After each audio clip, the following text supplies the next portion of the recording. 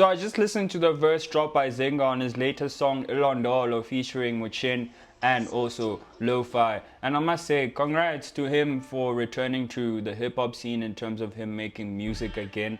I saw he was also signed to Soul Distro, meaning that this distribution will be handled by them, which is also a plus, meaning that there's going to be an EP coming soon from Zingah. Regardless, I'm not there. I want to speak about the verse, which was a diss back response to the verse that Luna Florentino dropped.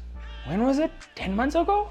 I think. It's good to respond and to actually come about it in this way, because now you're showing that, okay, you're not taking that shit that was said lightly. You're bringing back your flair. And flair, he did bring it in terms of that verse, bro, because it felt so refreshed as a sound. It felt like his potency was still there, Zingah, and also his flow, bro.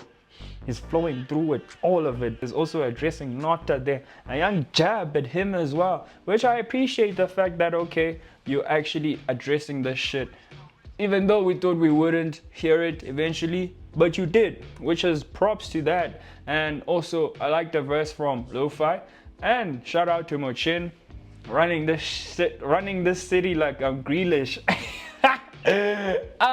Shout out, bro, shout out. Anyways, I appreciate Zingah coming back, bro, because now it proves that him having a podcast doesn't limit him to him being an artist as well. Because I feel like as an artist, bro, especially if you end your career in a fashion that you didn't want it to end by, you will always have that thing in you that tells you, yo, Ulo, bro, Ulo, man, we could actually do Ulo, bro. And Ulo is like a spiritual thing, bro. It's always within you.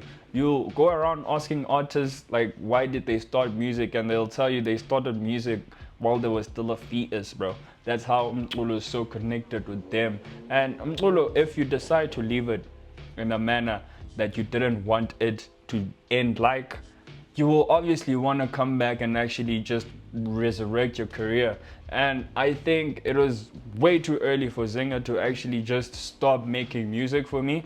I think his hiatus and actually just developing his podcast career was a dope venture.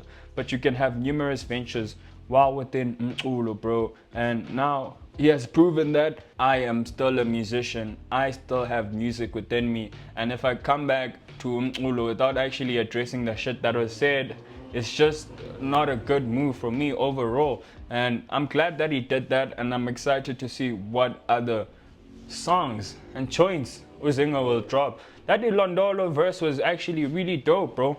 Lord of all of cheeky, and like niggas trying to come up on me with the rap beef, bro.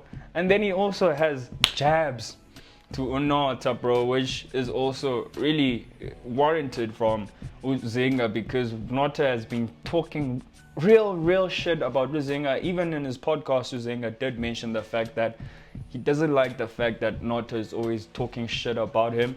So him clapping back in that way is valid, bro. Shout out to him. Nota is not a rapper, so I'm not expecting him to clap back in a way that he is also writing bars. However, I did expect that from Zingah a while ago when Luna Florentino dropped the diss towards him. And the fact that Luna dropped that diss, it's not like he dropped it out of the blue. Like, it wasn't really coming for Zingah, because Zingah did question Luna Florentino's pen by the mere fact that he was talking about Kendrick and Drake. It was during that time where this beef was actually just starting to bubble, the beef by Kendrick and Drake. So now, that line of questioning, Luna didn't appreciate that and came back with the verse like literally after like 14 hours. And that verse and that song stuck, bro. I remember it made a lot of rounds, and Zingah was like, no, man, I'm out of retirement. I'm not out of retirement, I'm in retirement rather. I can't just come back and come back for someone who's cloud chasing. However, he has come back right now.